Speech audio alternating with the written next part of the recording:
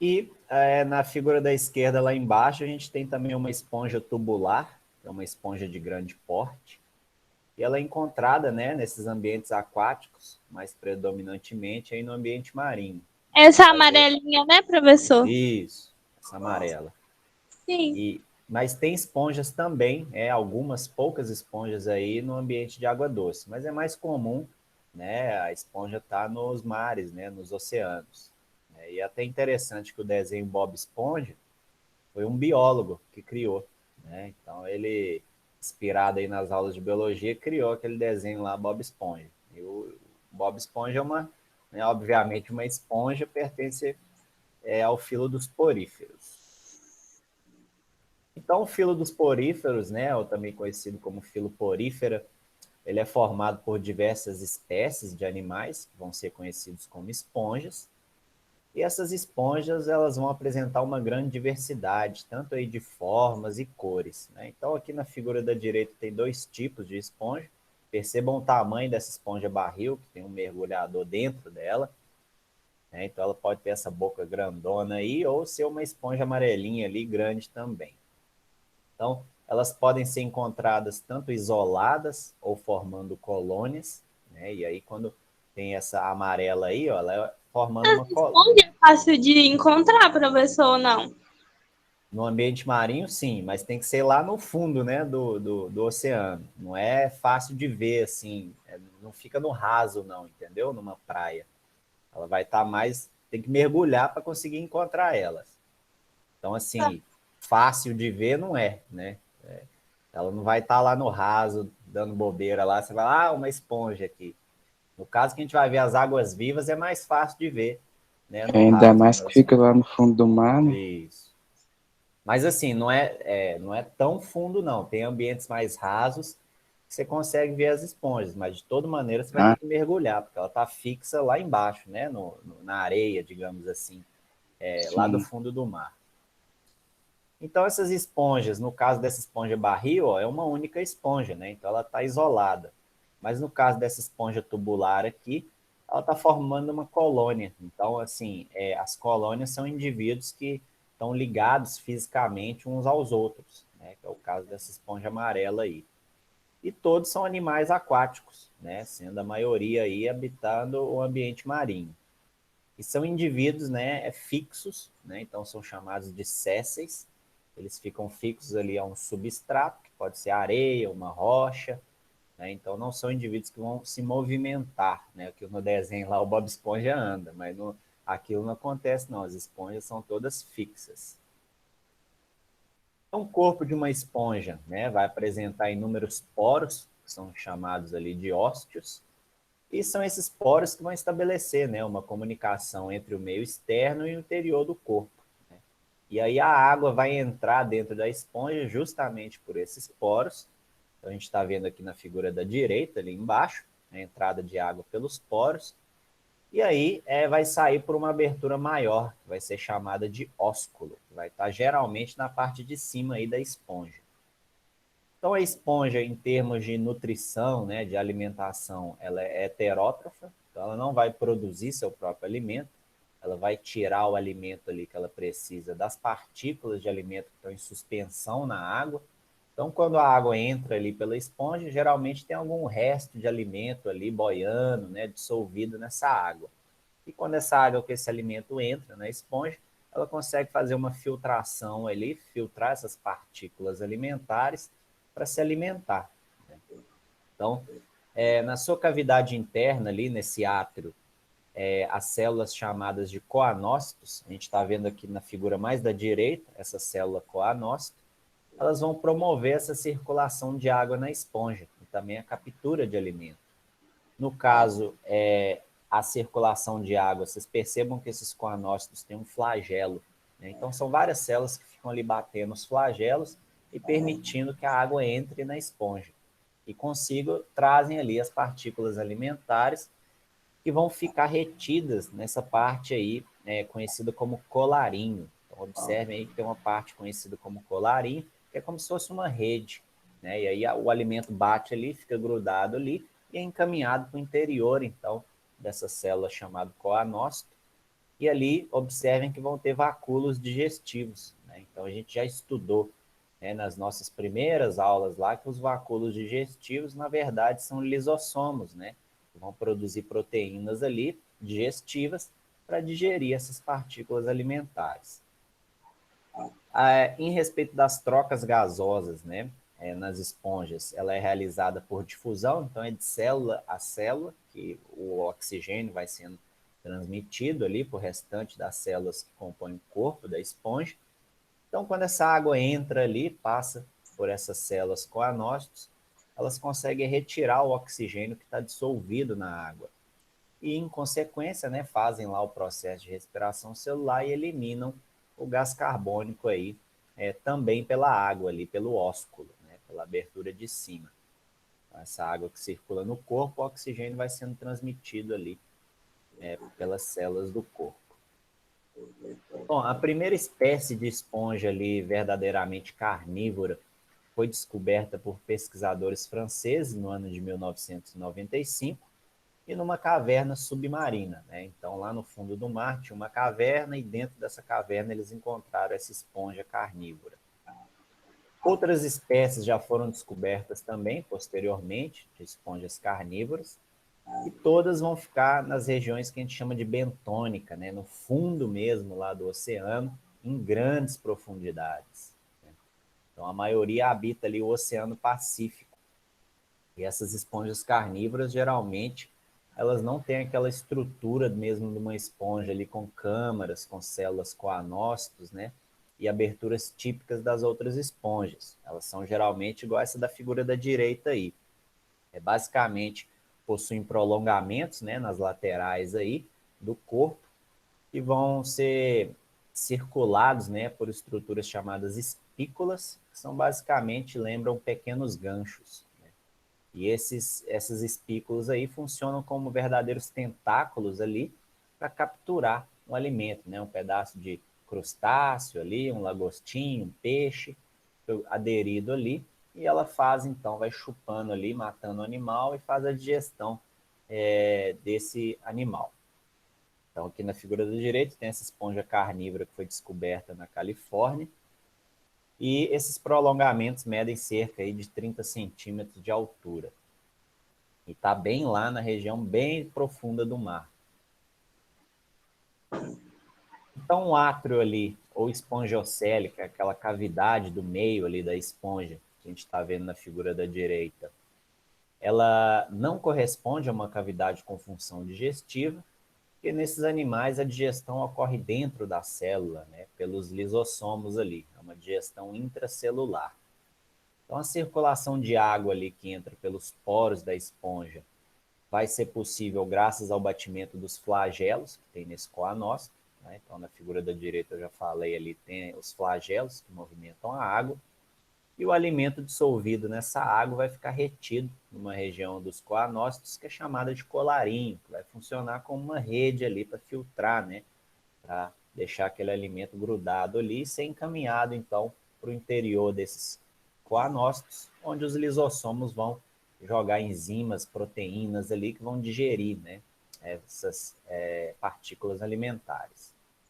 Então, a digestão é intracelular e no processo embrionário lá de formação das esponjas, não existe, né? A gente estudou na embriologia algumas fases lá. E na esponja não existe a gastrulação, que é aquele processo que vai dar origem à formação lá do intestino primitivo.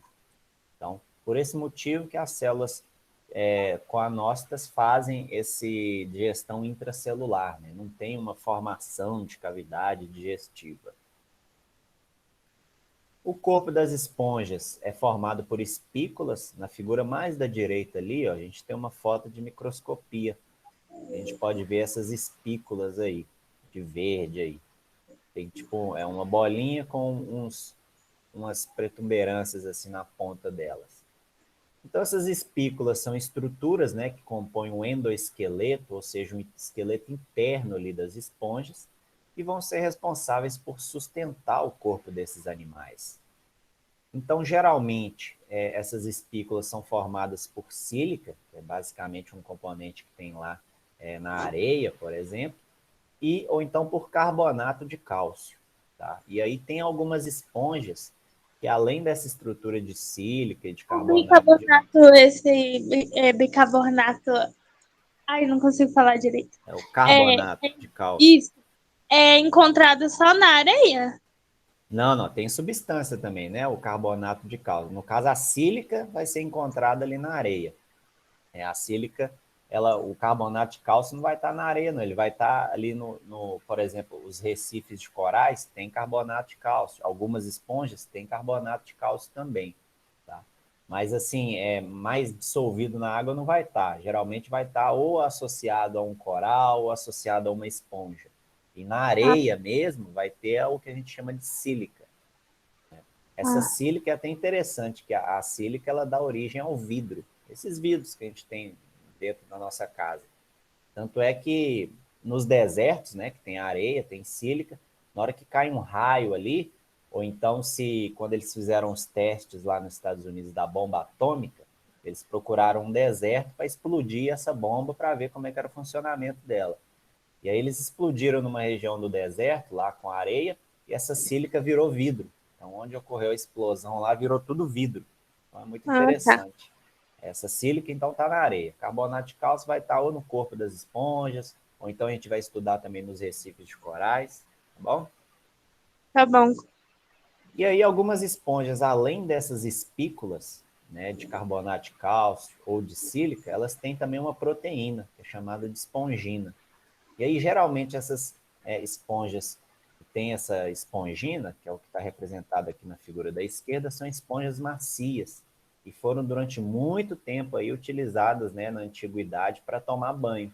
Então, você pensa, antigamente não tinha tecnologia aí para produzir essas esponjas que a gente lava louça, panela. Né? Então, as esponjas eram utilizadas no banho, mas eram capturadas no mar. Né? Geralmente ali no mar Mediterrâneo tinha muitas esponjas, que eram macias, né? Porque a maioria das esponjas tem carbonato de cálcio, tem sílica, são esponjas duras, não dá para você esfregar no corpo. Agora, essas esponjas de espongina, que tem essa proteína, elas são macias e podem ser utilizadas no banho. Então, assim, durante a antiguidade, né, antes do surgimento dessas esponjas que a gente utiliza hoje em dia, né, sintéticas, produzidas lá no laboratório, nas indústrias, eram utilizadas esponjas mesmo naturais, né, que elas eram muito macias aí, utilizadas para tomar banho. Então, nessa figura do meio, a gente tem aqui um comércio de esqueleto de esponjas, na região ali do mar Mediterrâneo, e geralmente era nesse mar Mediterrâneo que eles tiravam essas esponjas macias também. Mas essas esponjas do meio... Esponja não é ser vivo, não? Esponja é um ser Então vivo. como que o povo tomava banho? Não, então, essas esponjas macias, depois de um tempo, a estrutura dela ia se deteriorando e o indivíduo ia ali se despedaçando até Mas morrer. não tinha nenhum perigo deles usar a esponja, não? Não, ela não tem nenhuma substância ali que vai causar, por exemplo, a gente vai ver nos quinidários que eles têm um líquido ali que tem tipo um veneno. A esponja não tem esse tipo de substância, então ela não vai agredir seu corpo. Ela é como se fosse uma esponja normal que a gente utiliza para lavar Tá. louça, só que é um ser vivo. Né? E aí, diferente dessas esponjas que a gente utiliza, ela vai se despedaçar toda ali depois de algumas usadas. Né?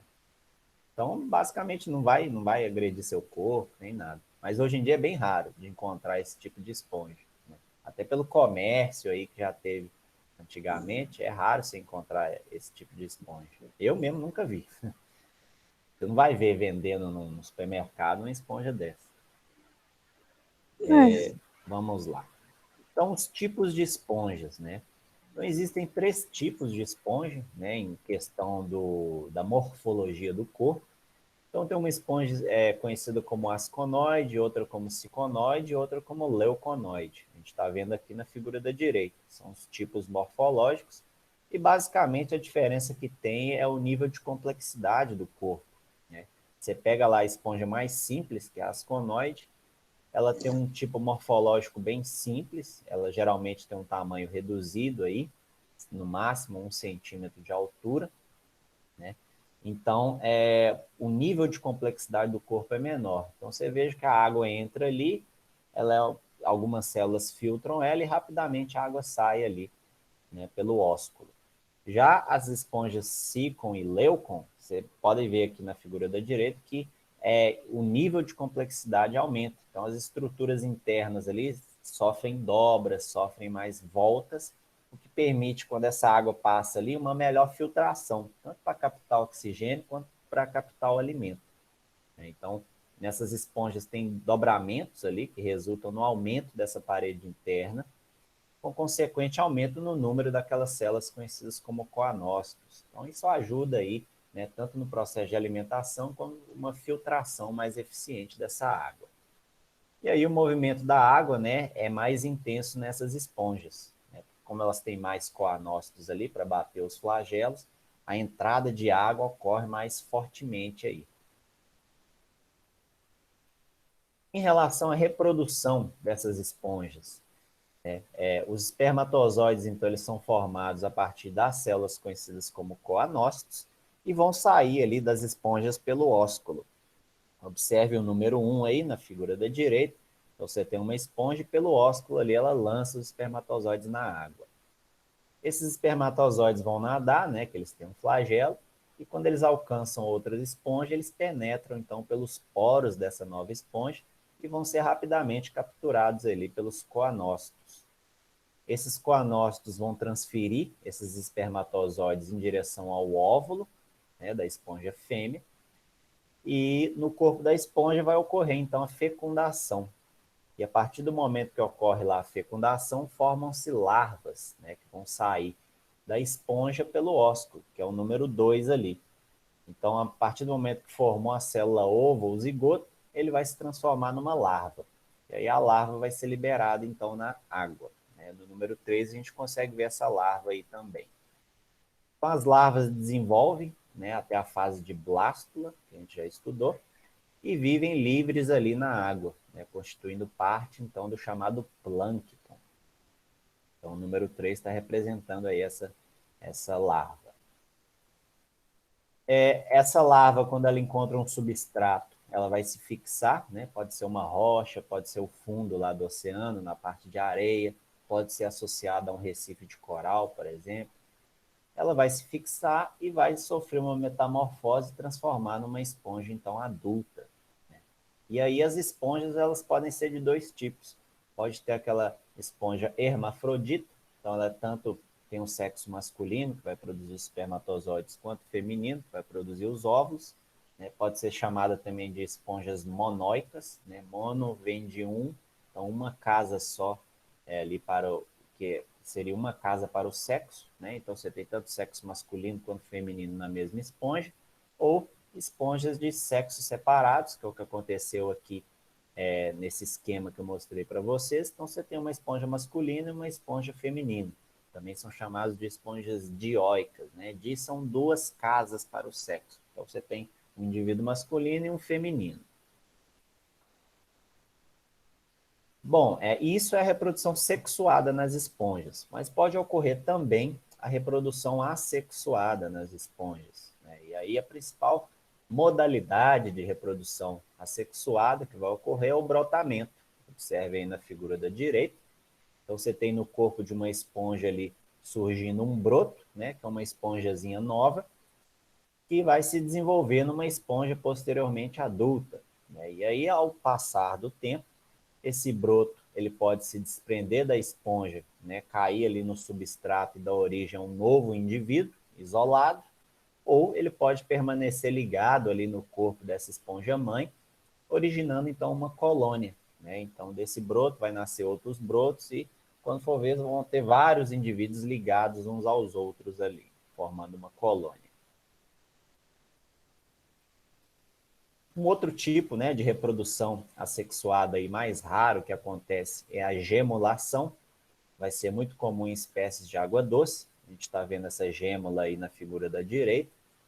E a esponja forma no interior do seu corpo essas gêmulas, né, que é basicamente uma forma de resistência, como se fosse um cisto ali.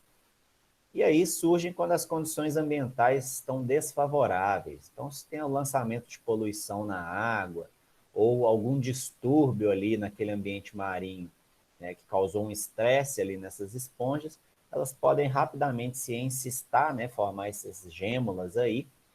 E o interessante é que essas gêmulas, ó, observem que são células indiferenciadas, ou seja, capazes de originar uma nova esponja.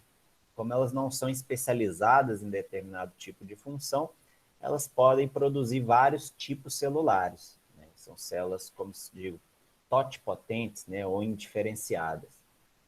Um exemplo, por exemplo, quando secam as águas ali dos rios, né, isso aí para esponja de água doce, essas esponjas vão todas se desintegrar, e aí nesse processo que ela está se desfazendo ali, quebrando, né, desintegrando, elas vão liberar no meio ambiente essas gêmulas e novos indivíduos vão ser formados ali, quando esse lago encher novamente. Um outro processo também que ocorre em esponjas é a regeneração. Então, essas esponjas possuem uma capacidade ali extraordinária de regeneração. Ou seja, se você passa uma esponja pela peneira, cada fragmento ali que a peneira cortou vai conseguir se regenerar e originar um novo indivíduo.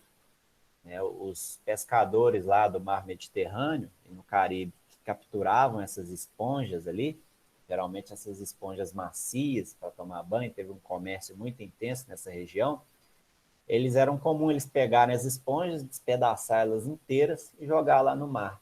E aí, quando você despedaça, cada pedacinho desse vai originar uma nova esponja.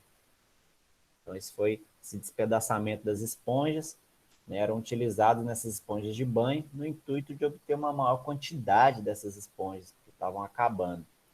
Então, na figura do meio, a gente tem esse processo aí da regeneração. Então, basicamente, a esponja foi partida em vários pedaços, ocorre uma reorganização dessas células ali e inicia a formação de novas esponjas, né?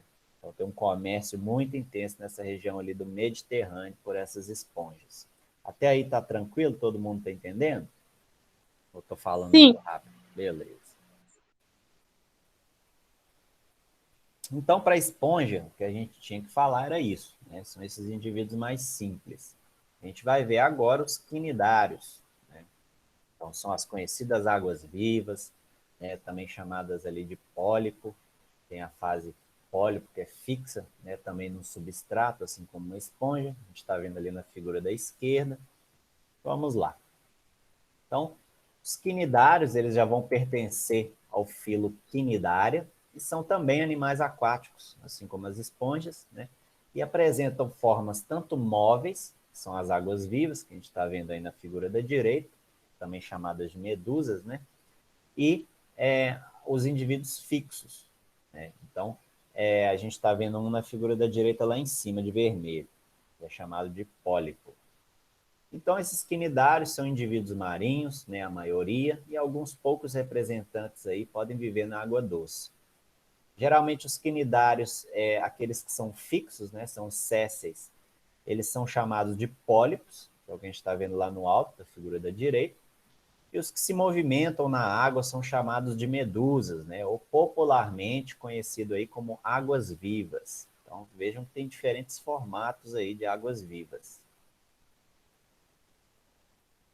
Os quinidários, eles podem formar colônias, que são indivíduos aí da mesma espécie, que ficam unidos fisicamente. Então, percebam na figura de cima aí, ó, a gente tem pólipos unidos, né? Então, quando você tem uma colônia fixa, vai ser uma colônia formada de pólipos, porque são indivíduos que eles não se locomovem, né? Eles estão fixos ali a uma rocha, fixos no fundo do mar. E tem colônias também móveis, que são o caso das medusas, é o da foto da direita lá embaixo. Então, são várias águas-vivas ali, umas unidas às outras, mas o vento, né, e o balançar das ondas consegue flutuar esses indivíduos e levar para diferentes regiões aí do mar. Bom, certos pólipos, eles conseguem se deslocar no substrato, né? Então, são alguns tipos ali de água doce, conhecidos como hidras. Então, apesar dos pólipos, né, a maioria ser indivíduo que fica fixo, céssio, não se movimenta, algumas exceções acontecem aí. Então, é o caso da hidra, que é esse indivíduo verde aí, ó, a gente está vendo na figura da direita, lá em cima. Então, ele mede cerca de 0,5, né, meio centímetro ele de comprimento, e tem uma cor verde, em função da presença de algas ali em simbiose dentro dos tecidos desse corpo desse indivíduo. Então, essa hidra, ela é verde porque tem algas fotossintetizantes ali que vivem dentro do corpo dela. E aí, esses quinidários, conhecidos como hidras, eles apresentam uma simetria que a gente chama de radial, que é o que a gente está vendo na figura da esquerda aqui. Ou seja, nos diversos planos que você cortar esse indivíduo ao meio, né, o corpo vai ser dividido em metades sempre simétricas. Né? Na esponja lá, são raras as esponjas que, quando você corta no meio, vai ter duas partes iguais. Geralmente, a simetria das esponjas também é radial. Quer dizer, é assimétrica. Né? Então, tem diferentes formatos ali de esponjas. E nesse caso dos quinidários, né, no caso da hidra, que é um pólipo, a simetria é radial. Então, qualquer plano ali que você cortar o corpo dela vai ser metades simétricas. E observe nessa figura da direita aqui embaixo, a gente tem o deslocamento, né, desse pólipo. Então, basicamente, ele dá cambalhota. Nesse caso desse hidra aí, que é um pólipo de água doce, ele não é fixo. Ele consegue se locomover dando cambalhotas aí no fundo do mar. Por que o professor ele não é fixo? Pois é, por algum motivo, né, se desenvolveu esse tipo de indivíduo que consegue se movimentar. Eu não sei te falar o porquê que ele se movimenta dessa maneira, dando cambalhota. Mas por alguma mudança, provavelmente no material genético, né, ele conseguiu essa habilidade de dobrar seu corpo e ir dando cambalhota ali e se locomovendo, né, no fundo do mar. Mas a maioria dos pólipos não fazem esse tipo de locomoção, eles são realmente fixos ali numa rocha ou no fundo do mar. Ok? Ok. Os pólipos e as medusas vão ter uma boca, vão ter tentáculos. Então, observem na figura da direita, ó, o primeiro indivíduo é um pólipo. Então, você tem lá a boca desse pólipo, né, e tem essas protuberâncias ali que são os tentáculos. Na medusa é a mesma coisa, né? Você tem os tentáculos e tem ali uma boca por onde vai entrar o alimento. Os tentáculos vão ter essa função de defesa, né, e de captura de alimentos. Então, tem um líquido ali nesses tentáculos que funciona como um veneno mesmo.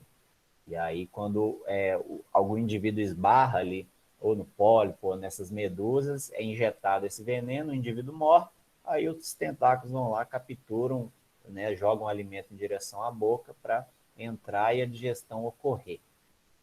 Então, os alimentos eles são conduzidos pelos tentáculos aí até a boca do quinidário, e depois passam para uma cavidade chamada de cavidade digestiva ou cavidade gastrovascular. Então, nessa cavidade gastrovascular, a gente está vendo aí na figura da direita, ó, tanto na medusa quanto no pólipo tem essa cavidade gastrovascular, que é o local onde o alimento vai ser ali distribuído pelo corpo e parcialmente digerido. Né? Quando o alimento passa por interior, então, das células que formam essa cavidade digestiva, aí sim a digestão é concluída. Então a gente fala que nos quinidários a digestão ocorre tanto extracelular quanto intracelular. Porque na hora que ela pega o alimento ali, na cavidade gastrovascular, faz uma quebra do alimento, uma pequena digestão do alimento ali, extracelular, e aí depois esse alimento é encaminhado para o interior das células dos quinidários, aí é onde os lisossomos lá vão lançar as proteínas digestivas para realmente digerir mesmo totalmente esse alimento. Então, nas esponjas lá só tinha digestão intracelular pelos lisossomos, aqui nos quinidários vão ter tanto digestão extracelular quanto intracelular. Bom, nos quinidários o alimento ele não é digerido, né? O alimento não digerido é eliminado pela própria boca, porque os quinidários eles não têm um ânus, e aí os pólipos e as medusas elas já vão possuir tecidos verdadeiros. Né? Então observem ali na figura da direita, a gente tem uma camada de células mais externa que está sendo representada de rosa ou vermelho, que é a chamada epiderme. Uma camada de células do meio ali do corpo dessas esponjas é chamada também de mesogleia, e aí a cavidade mais interna do corpo dessas esponjas vai estar revestindo ali o estômago, né, essa cavidade gastrovascular. Então, O corpo lá dos quinidários é formado por duas camadas de células que vão ser separadas por uma camada intermediária, que é a mesogleia. Então, na camada mais externa é a epiderme, de rosa, e na camada interna vai ser essa gastroderme ali, que está revestindo a cavidade gastrovascular. E nos quinidários tem um sistema nervoso difuso. Então, você tem várias células nervosas aí espalhadas por todo o corpo desses indivíduos. Tá? E eu esqueci de falar aqui nessa cavidade gastrovascular, por que ela chama gastrovascular? Gastro vem de digestão, né? E vascular, porque ela consegue distribuir esse alimento para as outras células do corpo. Né?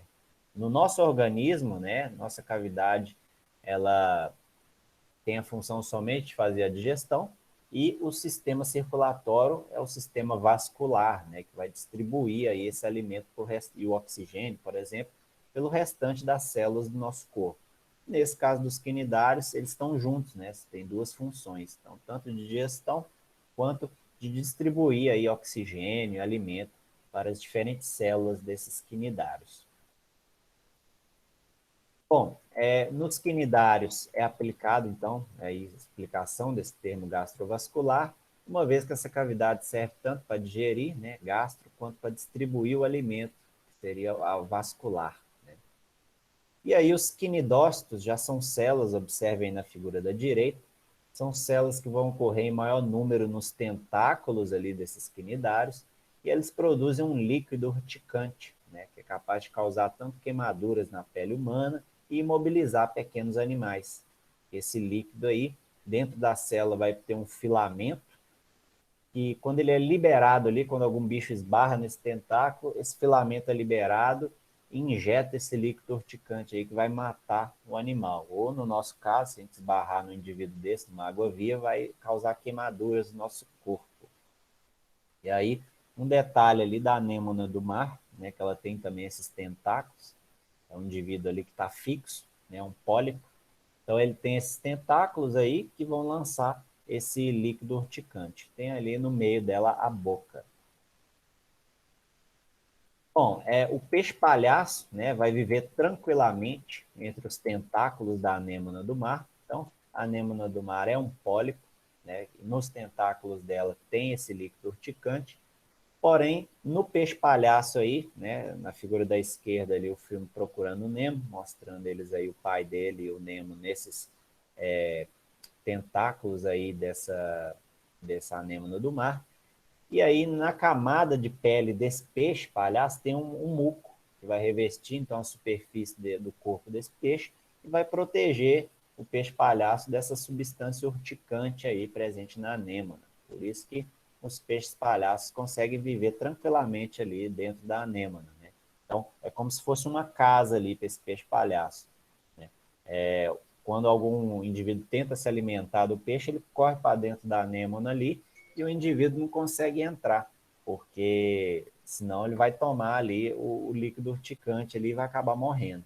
Então é uma espécie de refúgio ali. É bom tanto para o peixe-palhaço viver na anêmona ali, que ele está protegido, né? Sai, aí quando ele quer ele pode voltar, e para a anêmona também, porque quando o peixe vai se alimentar de alguma partícula alimentar, geralmente os restos caem ali e a anêmona consegue capturar com os tentáculos o alimento e jogar lá para dentro da boca dela. Em relação à reprodução desses quinidários, então, entre os quinidários é comum a ocorrência de reprodução com uma alternância de gerações, que também é chamada de metagênese, e basicamente a alternância que ocorre é o seguinte: tem uma fase de pólipo, que é aquela fase ali que geralmente vai acontecer uma reprodução assexuada, então é uma fase que o indivíduo está fixo no substrato, e uma fase de medusa, né, que o indivíduo está livre ali nadando na água, que geralmente vai ocorrer a reprodução sexuada. E aí a forma mais comum de reprodução assexuada que tem é o brotamento. Né? Então geram brotos laterais, esses brotos podem cair no substrato e gerar outro indivíduo, ou permanecer no corpo da esponja-mãe e formar então uma colônia. Mas podem ocorrer também outras modalidades. Nessa figura da direita aí, ó, você percebe lá em cima tem um pólipo jovem. Então ele está fixo, por exemplo, numa pedra. Aí acontece um processo chamado de estrobilização, que é parecido com esse brotamento, é gerado um novo indivíduo, e esse pólipo aí lança, então, essa medusa jovem, que é chamada de éfera, na água. E aí essa medusa começa a nadar, se desenvolve no indivíduo adulto e faz ali a reprodução sexuada, né? Então libera o espermatozoide na água, a medusa masculina, ou libera o óvulo na água quando for uma medusa feminina. E aí ocorre essa fecundação e forma então essa larva conhecida como plânula. E aí essa larva vai se desenvolver posteriormente num novo pólipo ali jovem, que vai se fixar numa pedra ou no fundo do mar, e o ciclo vai se reiniciar aí. Então, nessa alternância de gerações, as medusas, né, por meio da reprodução sexuada, vão formar os gametas. Após a fecundação, pode ser tanto externamente ali ocorrer na água, né, lançar o espermatozoide e o óvulo na água e faz a fecundação externa. Ou a fecundação pode ser interna também, o espermatozoide ter que entrar dentro do corpo de uma medusa fêmea para achar o óvulo e fecundar, e forma então o zigoto. E desse zigoto vai se originar uma larva, que é conhecida como plânula, e aí a plânula vai se desenvolver e originar o pólipo, que é um indivíduo fixo ali, céssio. E aí esse pólipo vai originar as medusas, pelo processo de reprodução assexuada, né? Geralmente um brotamento. Então, observem aqui na figura mais da esquerda, você tem um pólipo de uma espécie ali do gênero Aurelia, ele está no processo ali de gerar um novo indivíduo pela estrobilização, então, uma modalidade da reprodução assexuada. E aqui embaixo uma medusa jovem, né? Depois que esse pólipo aí gerou uma nova medusa, forma esse indivíduo conhecido como éfera, que é uma medusa jovem aí. Então, essa alternância de gerações não ocorre em todas as espécies de quinidários. Tá? Tem alguns indivíduos que vai ocorrer somente a forma de pólipo, ele vai ficar só fixo ali no substrato, e quando ele forma somente o pólipo, pode acontecer tanto a reprodução assexuada quanto a reprodução sexuada. E aí um exemplo são, por exemplo, essas hidras aí, anêmonas do mar, né, podem ocorrer a forma só de pólipo. E outros indivíduos só acontece a fase de medusa, então ficam só na forma ali de águas vivas, né? E geralmente vai ocorrer só a reprodução sexuada.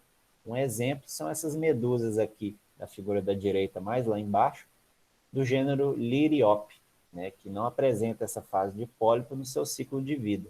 Em média aí é bem pequena, né? Mede cerca de 3 centímetros de diâmetro. A gente está vendo aí na figura da direita. As hidras, que geralmente são indivíduos de água doce, são exemplos de quinidários que vão se desenvolver apenas na fase de pólipo, né, no ciclo de vida, e não ocorre formação de larvas. Né? Então a gente fala que tem um desenvolvimento direto. Então observe na reprodução sexuada ali da hidra, você tem um indivíduo masculino que lança o espermatozoide na água, esse espermatozoide vai entrar dentro do corpo de uma esponja, de um quinidário feminino, de uma hidra feminina, encontrar o óvulo e fecundar. Aí forma um ovo ali. Estão acompanhando aí, né, na figura da esquerda. E aí desse ovo não vai ser desenvolvida uma larva, já vai ser gerado direto uma hidra jovem, né, um pequeno pólipo ali, que vai se fixar no fundo do mar e originar uma hidra, então, um pólipo adulto. Esse é um caso aí de desenvolvimento que a gente chama de direto, quando não ocorre formação de larvas. As anêmonas do mar são exemplos também de quinidários que desenvolvem apenas pólipos no ciclo de vida, e nesse caso ocorre formação de larvas, então tem um desenvolvimento indireto. Observe na figura mais da direita ali, a gente tem uma anêmona, né, amarela, então apesar de ser um animal marinho, é popularmente chamado de flor das pedras, pelo aspecto dos tentáculos ali quando eles estão abertos, né? E geralmente vivem fixas ali, ou nas rochas, ou nos recifes de corais. E o indivíduo dessa foto mede cerca de 10 centímetros de diâmetro, já é uma anêmona um pouco maior. Como, por exemplo, professor, se eu olhar em uma rocha, eu vou achar a anema, né? Isso, se mergulhar lá no mar, ocorre sim as anêmonas. São Eu esses pensei que também tinha no solo. Tinha sempre. No fora da solo. água? Isso. Não, elas vão estar lá debaixo da água. Tem que viver lá debaixo da água, porque senão ela vai ressecar. Se ela ficar do lado de Ah, fora, vai morrer. O sol vai esturricar ela e secar, e aí ela vai acabar morrendo. Então tem que viver debaixo da água mesmo. Até porque ah, ela é fixa, né? Então ela tem que pegar o alimento da água. Se você tira ela da água, não vai ter como o alimento vir até ela. Ela não vai conseguir capturar ali, o alimento vai acabar morrendo. tá bom. Tipo assim, você pode encontrar uma anêmona fora da água se por algum motivo a rocha que ela estava ali quebrou e aí a onda acabou jogando ela para cima da água e ela chegou lá na parte rasa da areia, digamos assim. Aí você pode encontrar uma anêmona lá, mas provavelmente ela vai estar morta. Tá. Bom, na maioria dos quinidários ocorre o desenvolvimento indireto. Então você tem a formação dessas larvas, conhecidas como plânulas, e poucas são as espécies ali que desenvolvem apenas a fase de água-viva, né, de medusas. Mas existem, por exemplo, essas pequenas medusas pertencentes ao gênero Liriope, né, essas estão representadas aí, elas só formam águas-vivas, né, e tem a formação ali de larvas também. Bom, em relação à classificação dos quinidários, então existem 3 classes dentro desse filo dos quinidários. Então você tem os indivíduos conhecidos como hidrozoários, os cifozoários e os antozoários. Nesses indivíduos hidrozoários, os representantes mais conhecidos são pertencentes a 2 gêneros, que é o Obelia, 3, né? Obelia, Hidra e Liriope. Então ali na figura da direita lá em cima, ó, você tem aí indivíduos do gênero Obelia. Então você tem tanto a fase de medusa quanto a fase de pólipo. Já aqui nessa figura da esquerda lá embaixo é o Liriope, que vai acontecer só a fase de medusa.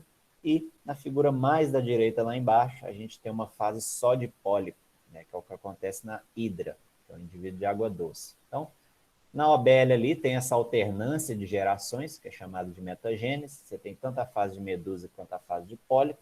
Na hidra só ocorre a forma de pólipo, que é aquela forma céssio, né, tá fixa no substrato. E nesse gênero Liriope só vai ocorrer a forma de medusa, somente de águas vivas. E aí existem hidrozoários exclusivamente marinhos, como é o caso da Obelia e do Liriope, e indivíduos de água doce, que é o caso das hidras.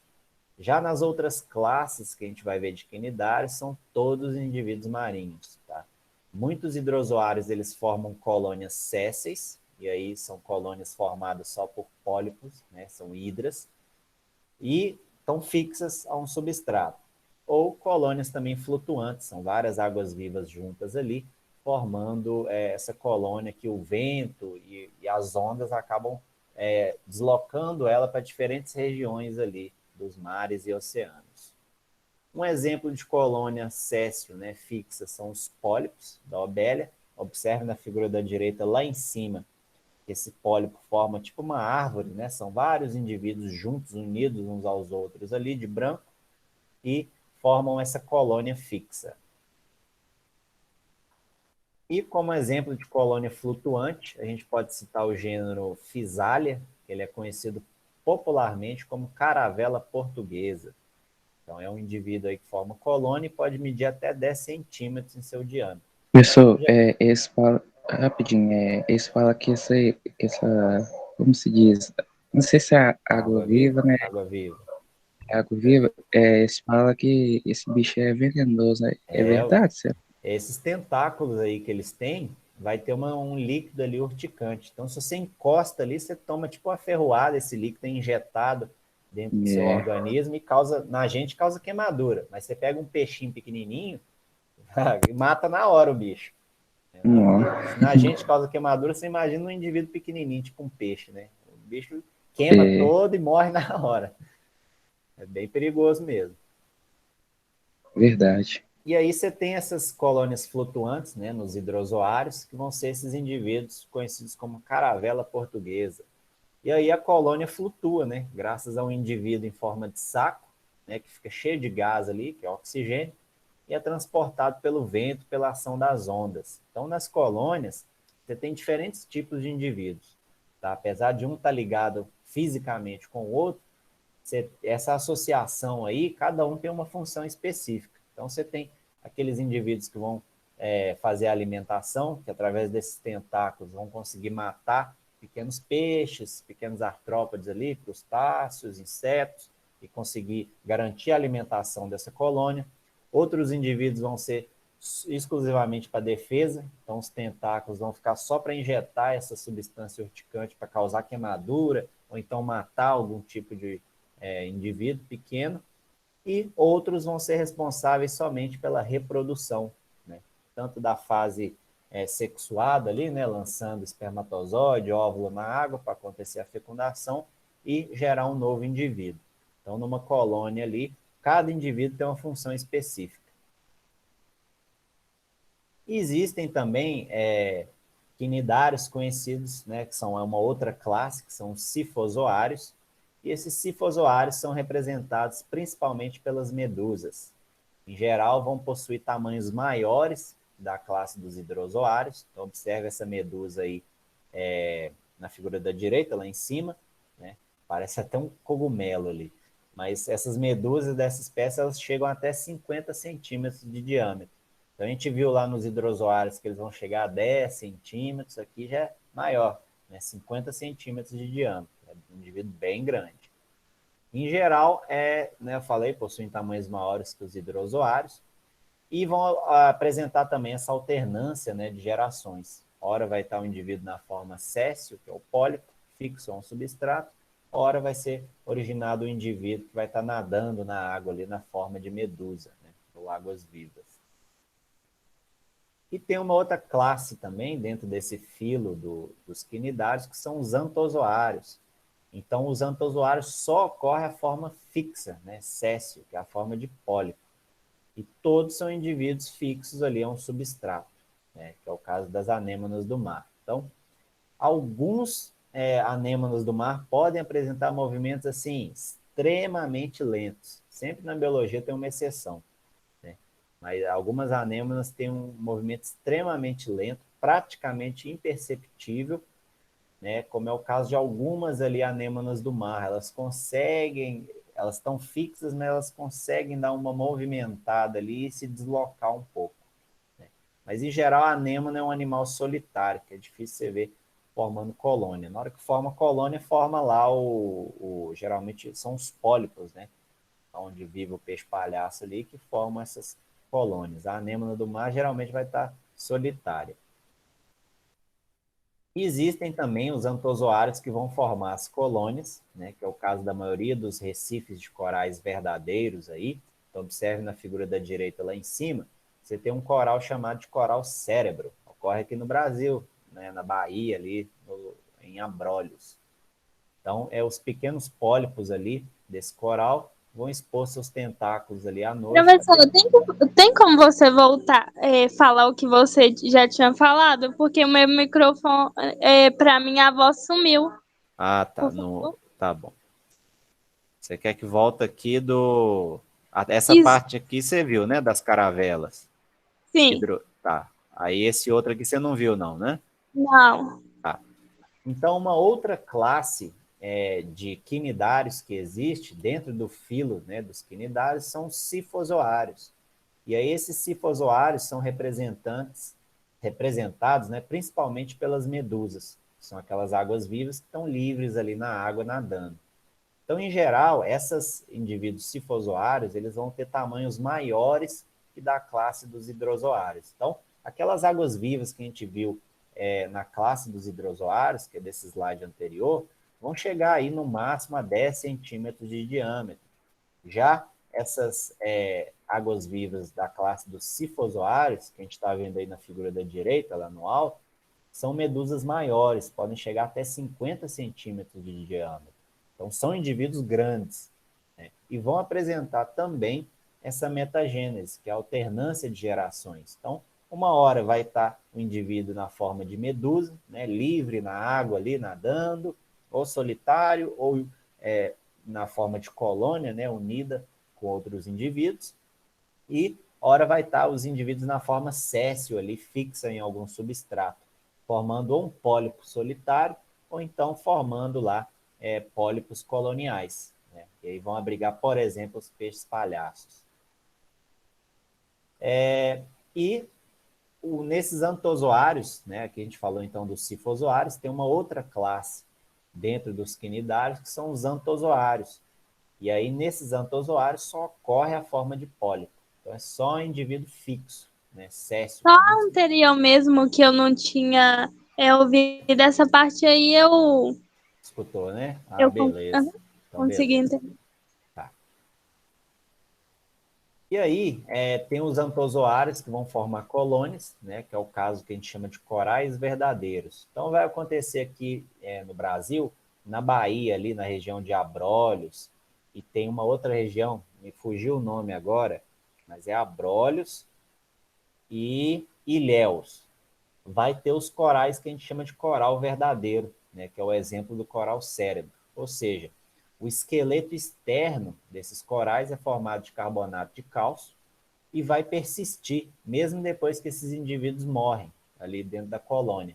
Então, são indivíduos ali, né, eles estão vivos ali, esse coral cérebro, e aí esses indivíduos, depois que eles morrem, né, depois que eles ficaram velhos ou aconteceu algum lançamento de esgoto na água ou alguma perturbação ali que gerou a morte desses indivíduos, aquela estrutura de carbonato de cálcio vai ficar ali persistente. É como se ele virasse uma rocha, né? Vai ficar só o carbonato de cálcio, mas não vai ter indivíduos vivos ali, né? Que é o caso desses pólipos aí. Mas existem indivíduos também, que são chamados corais córneos, que são falsos corais. Ou seja, o esqueleto interno ele é formado de espículas calcárias, né? Então, geralmente, não são indivíduos ali que estão vivos, como o coral cérebro, né? O esqueleto é formado desse carbonato de espículas calcárias, e aí é o mais comum de acontecer aqui no Brasil, né? Pega lá na região de Recife, né? Por que tem o nome Recife? Porque tem muito Recife de coral lá. Só que o Recife que tem lá não é coral verdadeiro, geralmente são só rochas. Um é arenito, que se agrupa ali e formam rochas, e aí as pessoas chamam de Recife, né? Os corais verdadeiros mesmo, que são indivíduos vivos, vai ocorrer na Bahia, lá em Abrolhos, e tem também em Ilhéus. Tá? A maioria aqui no Brasil, né, é coral formado de arenito, né, que é um mineral aí que é parecido com uma rocha. Né? É o que acontece muito lá em Recife. E tem também um outro tipo aí que ainda está em discussão, né, que se descobriu de águas vivas, que é a cubomedusa, né, que são medusas no formato de cubo aí, mas por hora ainda são classificados como indivíduos cifozoários. Ainda eles não geraram uma nova classe aí que se chama cubomedusa. Ainda estão em estudos aí, descobriram, né, foi descoberto aí esses indivíduos, essas águas vivas que têm um formatinho de um cubo. E tem uma atividade lá do PET, referente à matéria que a gente viu aqui, de porífero e quinidário. Então, vou realizar aqui agora. Então, questão de número 1 aí, as células flageladas dos poríferos, responsáveis pela circulação da água nesses animais, são quinidoblastos? Não, não são quinidários, né? Que está falando de porífero. Coanócitos? C, célula flama, a gente nem estudou isso. Letra D, pinacócitos, também não. Letra E, amebócitos, também não. Então, são os coanócitos ali, a gente viu nos poríferos, né, que são aquelas células flageladas ali. Então, vou mostrar ela aqui, só para a gente ilustrar. A gente tem aqui, cadê? Aqui, os coanócitos. Então, os coanócitos têm esse flagelo, que vai movimentar a água para dentro da esponja, e o colarinho ali, que vai capturar como se fosse uma rede, que o alimento fica grudado ali. E aí vai ser encaminhado para o interior desse coanócito, para o lisossomo vir lançar as enzimas digestivas e digerir esse alimento. Tá? Então, a aula de hoje era essa, a gente viu então os poríferos aí, são as esponjas e os quinidários. Vamos ver que na aula seguinte a gente vê um pouco dos vermes, né? Plateuminto, nemateuminto. Depois a gente tem que ver os artrópodes, falar de crustáceo, falar de inseto e molusco. A gente tem que falar também. Então, vamos ver se semana que vem a gente consegue fazer isso. Então, eu vou disponibilizar lá, não tem atividade complementar essa semana, a atividade do PET referente a essa semana que resolvi agora. Então, eu vou colocar só os slides lá no grupo mesmo. Mas, professor, você não colocou, mas ontem chegou tipo um PDF PET, né? O que de, acontece?